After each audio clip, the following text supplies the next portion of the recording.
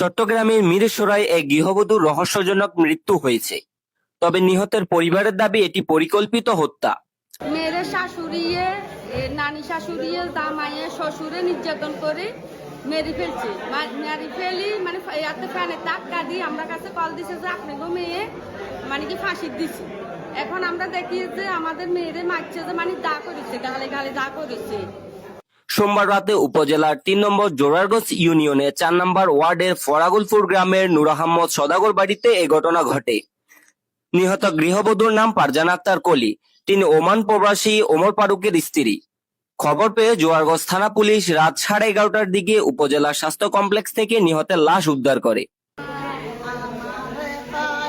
নিহতের পরিবার সূত্রে জানা যায়, গৃহবধূ ফারজানা আক্তার কলির বিয়ের 5 বছর পার হলেও কোনো সন্তান না হওয়ায় দীর্ঘদিন ধরে স্বামীর পরিবার তাকে নির্যাতন করছিল।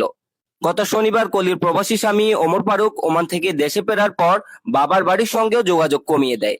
সোমবার রাত 9টার দিকে কলির শাশুড়ি তার মরদেহ সিএনজি অটোরিকশা যোগে মিরসরাই উপজেলা স্বাস্থ্য কমপ্লেক্সে নিয়ে যান। তবে কিছুক্ষণ পর তিনি কলির পরনে থাকা স্বর্ণালংকার নিয়ে হাসপাতাল থেকে সটকে পড়েন। কলি ফাঁসি দিছে, তো আমরা কই যে কিল্লে ফাঁসি দিছে।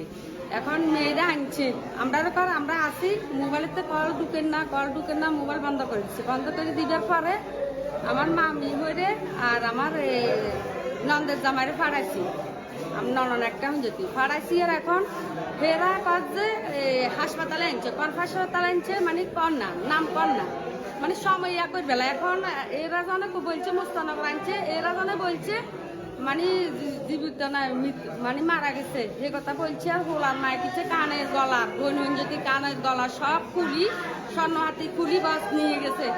আর রুগীও মানে কি লাশেরও মানে কিছু ইয়া করেন না, লাশ গাড়া থুই তারা বাড়িতে চলে গেছে।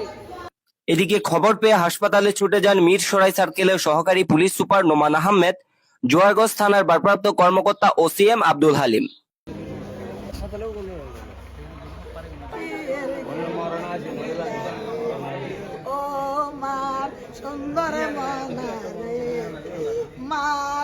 Desk news, Mirsarai 24 TV.